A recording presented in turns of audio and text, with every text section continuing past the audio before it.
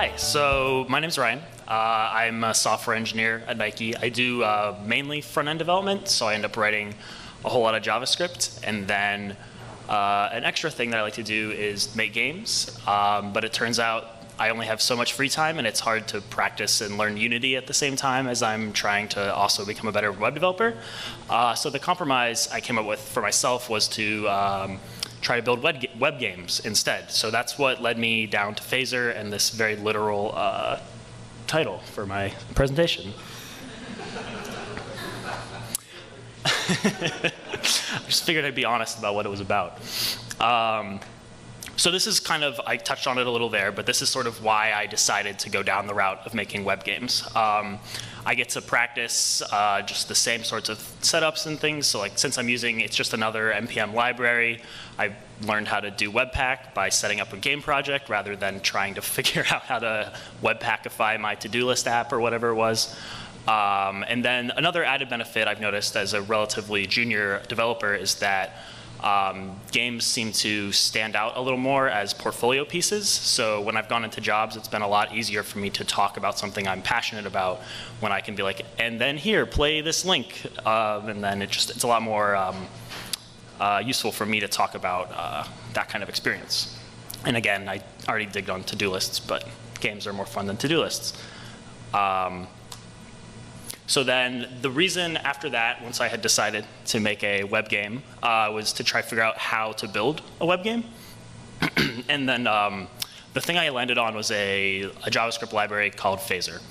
And there's just a ton of different reasons why I ended up with Phaser. I tried a lot of things and failed miserably with them along the way to get there, including Phaser, and then I came back around again.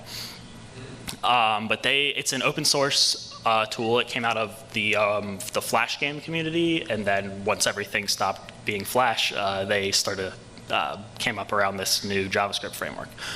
And it's been out for several years, and they're just now coming out with Phaser 3, which is actually sponsored by like a fairly hefty Mozilla grant, which is one of the things that made me confident in sort of choosing this to learn, because if someone like Mozilla is backing it, there's at least a pretty solid guarantee that it's going to be around for a little while, which is never a guarantee with a lot of JavaScript libraries. And then I'll show a quick glimpse at some of the documentation and stuff here, but this is some of the best documented code or libraries I've seen before. They have, there's like, not a code pen, but the equivalent of a code pen with like live game examples that you can edit the code with and immediately see results, and just a very well documented API. So that all led together as to why I would recommend Phaser as a web game framework. And so a game presentation would not be complete without a game to present. So if you go to the URL on the top there, it should work on your phones, but if it doesn't, you can let me know afterwards, and I might fix the bug, or say you could fix the bug, because it's on GitHub right there. So if it doesn't work on your phone, feel free to open a PR. It should also work on laptops. We'll find out, I guess. In case it doesn't work, though, I do have it open. Actually, I'll jump through the documentation first. So I just wanted to give a little quick run through of it. It's just there's no internet connection here, so never mind. I will go straight to the game. There it is. So I made Flappy Donut. It was so all of the nice things that Phaser gives you includes like physics engines and collisions and rendering. And it turns out when you're going through trying to implement Flappy Bird, along the way you'll kind of end up with this sort of half Flappy Bird where everything still has physics, but there's nothing to kill you. And it just turns out that I found it was a lot more fun to just kind of run through and destroy everything instead of actually playing Flappy Bird, because that's kind of played out at this point. So yeah, if you want to play Flappy Donut, the URL was up there before. And then I should also mention, on the slides there was a URL at the bottom that has just some of the documentation I have been mentioning and stuff for references afterwards. It is much uglier than everything else I've done here, but it works. So now that we have seen the game that I made for this, I want to just kind of step through some of the code real quick and just kind of give everyone an idea of what this sort of looks like. So as I said, you're going to be able to use the same JavaScript tooling that you would normally use in your day jobs or whatever, so you don't have to relearn new tools. I actually used this project as an excuse to try Parcel for the first time, which was super convenient, almost. There's a few little weird things, but that's okay. It's part of learning. The main changes from Phaser 3, which is maybe only helpful to a very few amount of people, is that there's now this nice config section that lets you just kind of specify all sorts of things about what your game is going to look like. And then in here you can see like just setting up a physics engine is as simple as saying default use the arcade physics and away we go. Yes, somehow. Once I remember how to do that.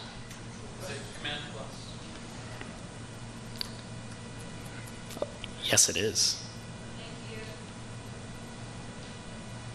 Is that better? Cool. Phaser has three sort of main functions in sort of a basic game like this. There's a preload scene, a create scene, and an update scene. Preload is where all of the scary, hacky stuff I did to make it work on mobile and web and agnostically, so we can ignore that garbage right there. But the important part, the less scary part, is just you can use, Phaser has a built-in loader that just lets you say like, this dot load image. And then I loaded my donut, and then in this case I loaded my sprite sheet, which is over here, so it's just a few little, and those are also incredibly small, and there it is. So that's where those come from. But once we've done that, we can reference them later on in our create function, which is where I have here, where I'm adding a sprite to the screen. And again, I reference that sprite sheet from earlier, and I reference the frame on there. And then at that point, you've got drawing on the screen. If you have gravity enabled, everything just starts working. Things start falling, pipes start exploding, and then you end up with something crazy like what I had before. And then Phaser also provides wrappers around not just physics and rendering, but also things like input handling. So to input cross-compatibility against like a browser and on your phone and everything like that, all I had to do was register on a pointer down effect, and that handled everything for me. And I just have a simple function called flap that just makes my velocity go up in the air. And then the final piece of the app is sort of the update function. So this is sort of what your game will render every X number of frames. And for this function, the only thing that really needs to be a factor of time, since things like physics are all obfuscated away from me, is just sort of the spawning of those new pipes that we get to destroy. And I have some more questionable code written to spawn the pipes, which probably we can just scroll past. Basically, though, I'm just kind of generating a random number and saying the top pipe is this long, and then that means there's this much left for the last pipe. So that's the gist of it, and I'm 1,000% sure it could be written much nicer than the way it is now. But that's okay, it works. So yeah, that's the code, though. This is all it took to create that simple game right there that you saw. And that's sort of the part that I enjoy about, oh, I'm full screen.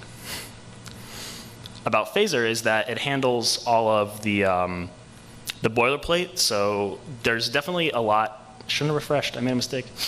There's definitely a lot to be gained from learning how to implement a physics engine and learn how to do rendering and all sorts of things like that. But what I found in my many failed attempts to get to Flappy Donut is that it's really miserable to spend hours and hours writing a physics engine, and then it breaks, and then you still don't have anything on the screen. So what I found is it's nice to have those things taken care of for you, so you can start implementing a project and seeing results, and then as you get more experience, you can say, oh, I wonder how that collision system actually worked, and you can dive into that specific piece. And again, since Phaser is open source, you can actually see exactly how it works. But I found it much nicer to grow up in that nice framework structure and then learn specific pieces on my own. And then I know I've been talking a lot about Phaser, but I do want to call out that Phaser is just one option. There's a ton of other options out there just for web development. I've done some in just vanilla JavaScript where you mess with the canvas. You can mess with DOM nodes. Sometimes that gets a little scary. There's actually a React framework written by some people at Formidable Labs, perhaps. And then even if you just want to make games that run on the web but don't want to write JavaScript on your spare time, which I totally understand, there's engines like Unity and GameMaker and Pico 8 that will also let you write code or write games for the web. But yeah, so that's just sort of the brief overview of a very simple phaser app. And I just really want to highlight that games let you, they let you practice in your spare time development. When you're very sick of writing more traditional applications, you kind of get to play with something fun. It doesn't really matter if it's technically correct or anything. It's as long as it's fun to play, then it's fun to play, right? And that's sort of a freeing thing on side projects. And then sort of the way I got started and the way I know a lot of people in games have gotten started is with this thing called a game jam, which is sort of just like, it's just like a hackathon basically. So it's you spend a weekend, or there's longer themed ones if 48 hours sounds miserable to you. You can go, there's month-long ones, week-long ones, whatever sounds good to you. And you get to build, walk away with a finished product, or worst case scenario, you only dedicated a weekend to finding out that making games is the worst thing ever, and then you get to move on with your life. I do want to call out a specific jam on here is called JS13K, which is a particularly interesting one, I find. It's a challenge you have a month, and you have to build the coolest game you can in under 13 kilobytes. Which is the exact opposite of the traditional web dev experience, where we seem to add as many kilobytes as possible. But that was a really interesting experience to go into and kind of really learn about what you can get done in such a small space.